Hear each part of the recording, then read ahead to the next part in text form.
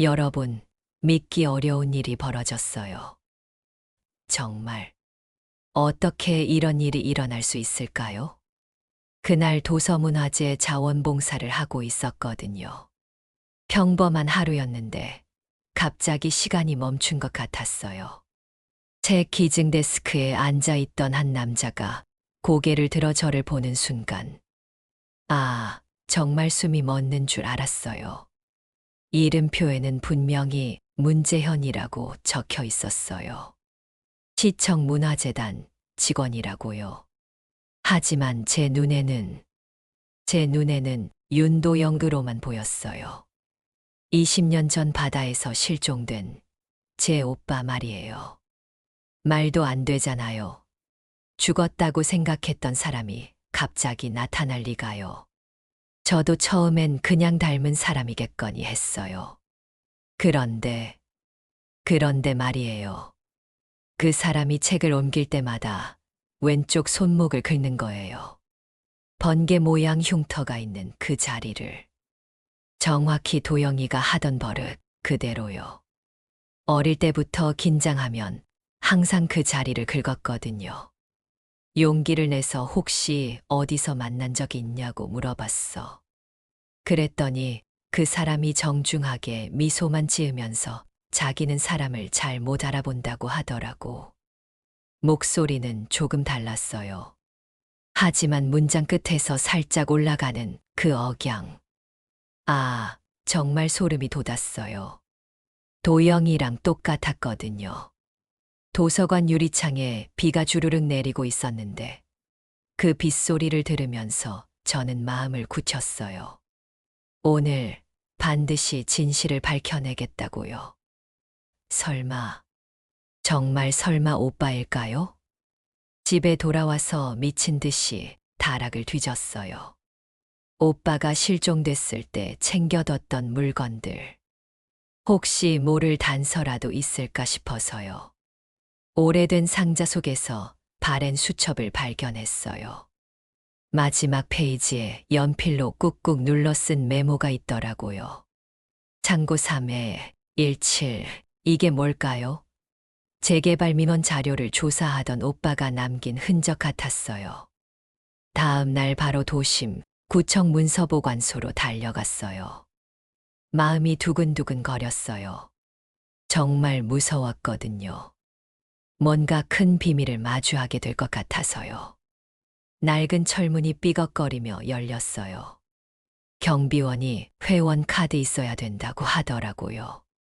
그때 상자에서 나온 낡은 출입 카드를 내밀었어요. 경비원이 깜짝 놀라면서 이거 정말 오래된 카드라고 하더라고요. 지하 3층까지 내려가는데 정말 심장이 터질 것 같았어요.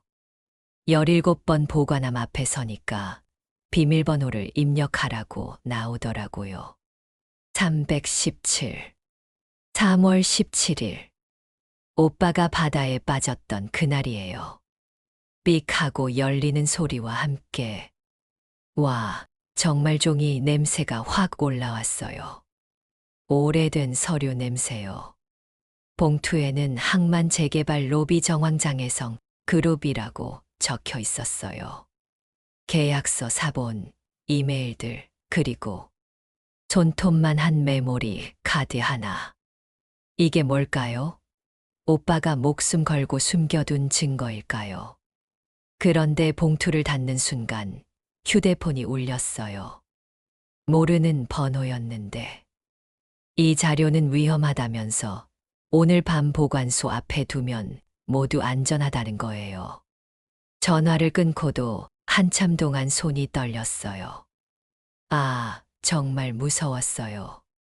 이게 대체 무슨 일인지. 도서관 앞 카페에서 그 사람, 문재현 씨를 다시 만났어요. 사실 오빠 얘기는 하지 않으려고 했거든요.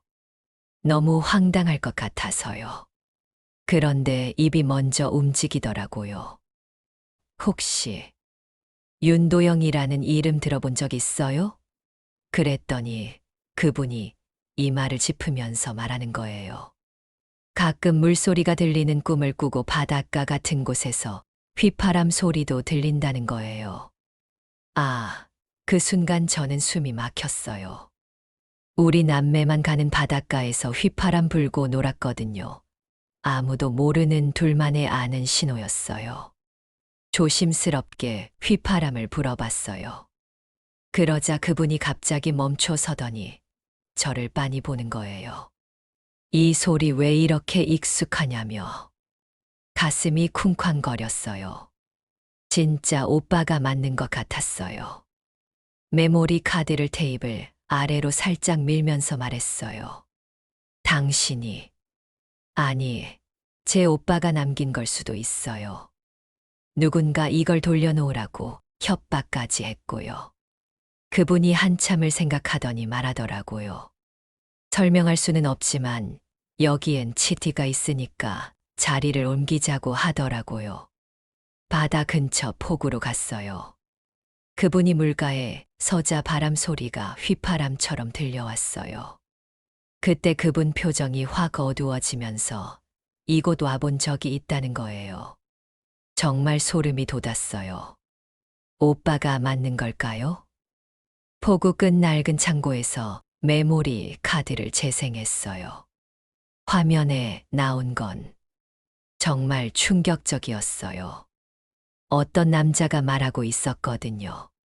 항만 진입도로 공법 바꾸라니까. 안전 기준, 그런 건 서류로만 정리하면 된다는 목소리예요. 그 목소리. 뉴스에서 본 장혜성 회장이랑 똑같았어요. 그런데 갑자기 창고 밖에서 발자국 소리가 들렸어요. 검은 우산 든 사람들이 그림자처럼 다가오고 있었어요. 자료 넘기고 조용히 가시면 안전할 겁니다. 차가운 목소리였어요. 저는 몰래 휴대폰 녹음을 켰어요. 넘길게요.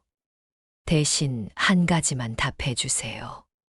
왜 실종자를 유령처럼 만든 거예요? 그들이 비웃음을 터뜨리는 순간 문재현 씨가, 아니 도영이가 갑자기 제 앞을 막아섰어요. 기억은 없지만 보호해야 할 사람은 알겠다면서요.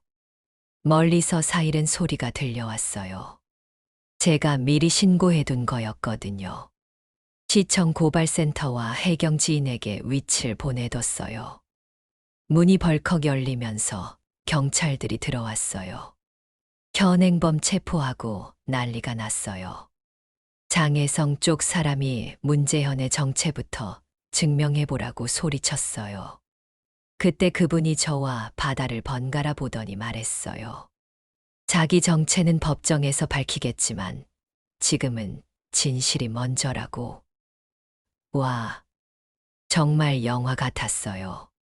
사건이 뉴스에 나왔어요. 녹음 파일과 영상, 보관한 문서들이 모두 증거가 되면서 재개발 로비 의혹 수사가 시작됐어요. 그리고 또 하나의 절차가 있었어요. 문재현 씨의 진짜 신원 확인이야. 병원 기록을 보니까 몇 년 전 바닷가에서 의식을 잃은 채 구조돼서 이름도 모른 채 복지시설을 거쳐 취업했다고 나와 있었어요. DNA 검사 결과가 나오는 날, 정말 손톱을 다 뜯어먹을 뻔했어. 결과는 일치였어. 그분이 정말 내 오빠 윤도영이 맞았던 거야. 기자들이 몰려들었지만 난 한 발짝 뒤에서 오빠를 지켜봤어. 문재현으로 살던 시간 동안 그는 정말 많은 일을 했더라고요. 이름이 바뀐다고 자기가 다른 사람이 되는 건 아니라고 하면서 기억을 잃은 사람들을 위한 공간을 만들고 싶다고 하더라고요. 전 고개를 끄덕였어요. 그럼 내가 첫 번째 손님이자 안내원이 될게. 폭우에 바람이 불었고 전 다시 휘파람을 불었어요. 오빠도 같은 선율로 따라 불었어요. 잃어버린 시간을 모두 되돌릴 수는 없어. 하지만 진실을 밝혔고 이름을 되찾았고 앞으로 나아갈 방향을 정했어요. 바다는 여전히 깊고 세상은 여전히 복잡해. 그래도 괜찮아.